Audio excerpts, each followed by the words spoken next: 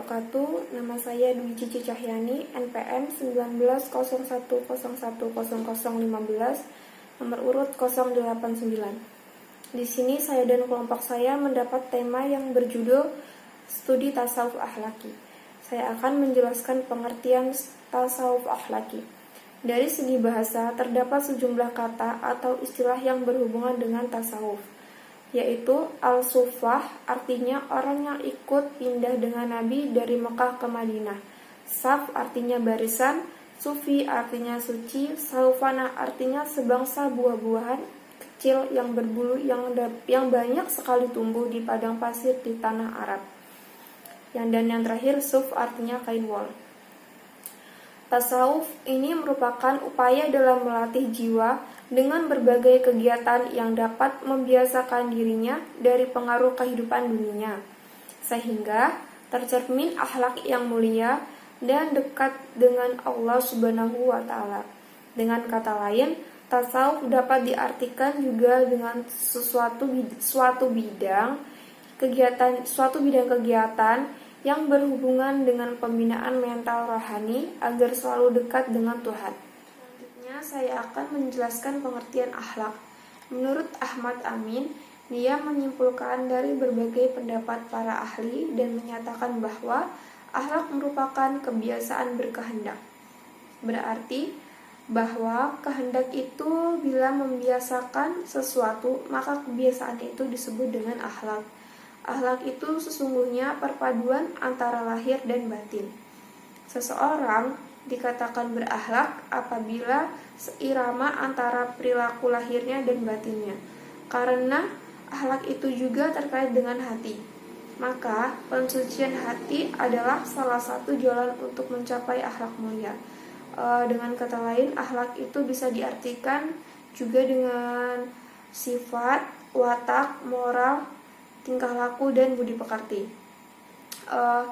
Di sini dapat disimpulkan bahwa tasawuf akhlaki adalah tasawuf yang berorientasi pada perbaikan akhlak, mencari hakikat kebenaran, dan mewujudkan manusia yang dapat ma'rifat kepada Allah.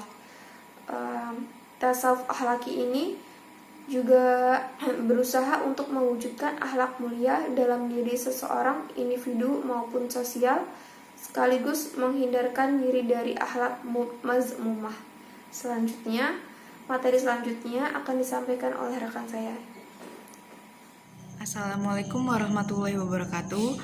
Di sini saya Eka Miliasari dengan NPM 1901010018. Di sini saya akan melanjutkan materi dari Dwi Cici Cahyani, yaitu macam-macam sistem pembinaan tasawuf akhlaki beserta pengertiannya. Sistem pembinaan tasawuf akhlaki yang pertama yaitu tahali. Tahali berarti usaha mengosongkan diri dari sifat-sifat tercela. Tahali juga merupakan tahapan yang pertama yang harus ditempuh oleh seorang sufi. Tahali juga merupakan usaha mengosongkan diri dari perilaku serta sifat tercela, baik maksiat lahir maupun maksiat batin.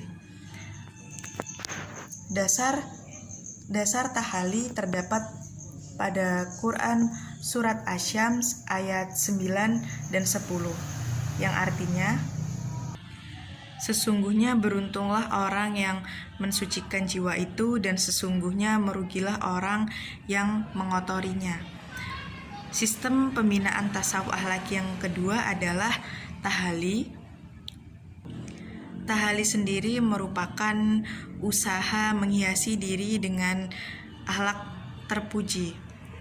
Tahali ini dilakukan setelah upaya mengosongkan diri dari perbuatan tercela.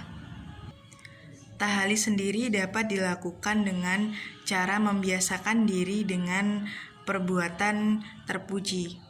Dasar tahali terdapat pada Quran surat An-Nahl ayat 90, yang artinya, sesungguhnya Allah menyuruh kamu berlaku adil dan berbuat kebajikan, memberi kepada kaum kerabat, dan Allah Subhanahu wa Ta'ala melarang perbuatan keji, kemungkaran, dan permusuhan. Dia memberi pengajaran kepadamu agar kamu dapat mengambil pelajaran. Dan sistem pembinaan tasawuf akhlaki yang terakhir yaitu tajalli. Tajalli merupakan hilangnya hijab atau penutup dari sifat-sifat kemanusiaan. Jelasnya nur atau cahaya yang sebelumnya gaib dan musnah segala sesuatu ketika tampaknya wajah Allah Subhanahu wa taala. Kata tajalli bermakna terungkapnya nur gaib. Dasar tajalli terdapat pada Quran surat An-Nur ayat 35 yang artinya Allah pemberi cahaya kepada langit dan bumi. Sekian yang dapat saya sampaikan. Selanjutnya akan dilanjutkan oleh Saudari Evita Nurmasari. Assalamualaikum warahmatullahi wabarakatuh. Nama saya Evita Nurmasari, NPM 1901012012. Di sini saya akan menjelaskan materi tentang karakteristik tasawuf akhlaki. Jadi sebelumnya tadi udah dijelaskan pengertian tasawuf itu sendiri apa. Dan di sini saya akan menjelaskan apa saja karakteristik tasawuf akhlaki. Sebelum saya masuk ke topik pembahasan, saya akan menjelaskan terlebih dahulu apa itu karakter. Jadi, karakter yaitu secara etimologis artinya tabiat, akhlak atau watak, kebiasaan atau bisa juga budi pekerti. Dan selain itu, adapun pengertian dari akhlak yaitu tingkah laku, sifat atau kebiasaan pribadi yang biasa dilakukan. Nah, karakteristik karakter dan akhlak ini sendiri erat kaitannya dan tidak dapat dipisahkan. Begitupun dengan tasawuf itu sendiri. Jadi ketiga komponen ini tuh saling berkaitan dalam penerapan kehidupan kita sehari-hari, terutama dalam tingkah laku setiap manusia.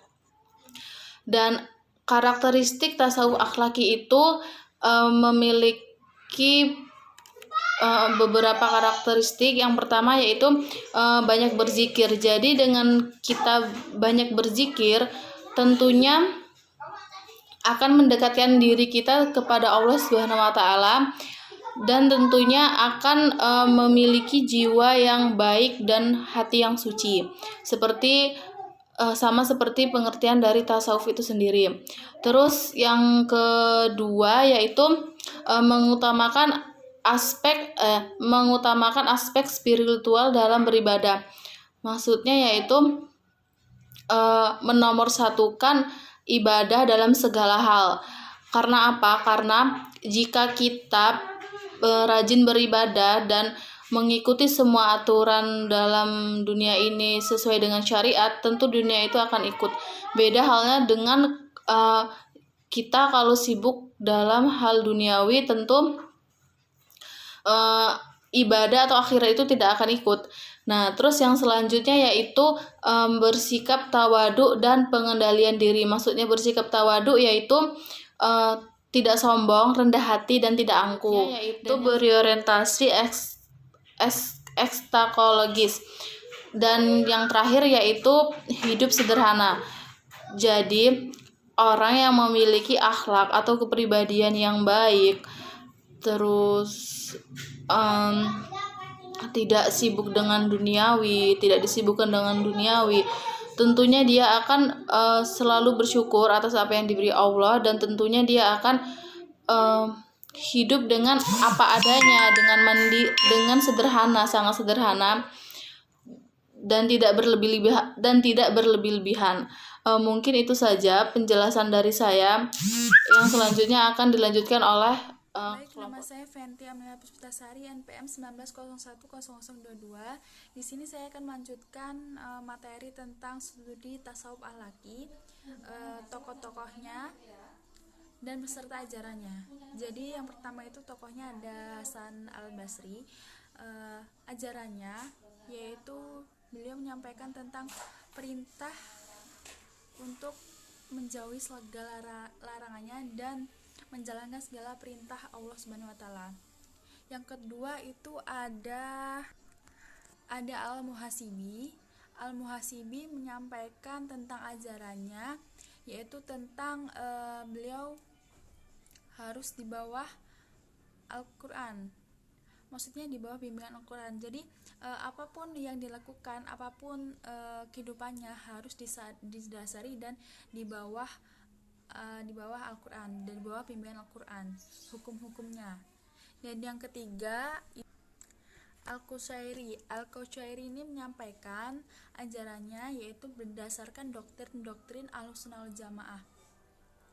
Jadi apapun ajarannya itu menurut doktrin Ahlussunnah wal Jamaah, disahkan oleh Ahlussunnah wal Jamaah. Beliau menyampaikan bahwa apapun yang dilakukan, apapun perintahnya itu harus menurut Ahlussunnah wal Jamaah. Yang terakhir atau yang keempat itu ada Al-Ghazali. Al-Ghazali ini menyampaikan tentang ajarannya, yaitu tentang bagaimana tentang perilaku atau tingkah laku yang di situ harus didasarkan Al-Quran hadis dan ajaran Nabi Muhammad SAW. Jadi apapun yang dilakukan atau tingkah laku, berbicara atau apapun itu harus didasari dengan Al-Quran hadis. Hukum-hukumnya ada di Al-Quran hadis dan perilakunya harus menurut ajaran Nabi Muhammad SAW. Baik, cukup sekian dari saya. Kurang lebihnya kami mohon maaf. Wassalamualaikum warahmatullahi wabarakatuh.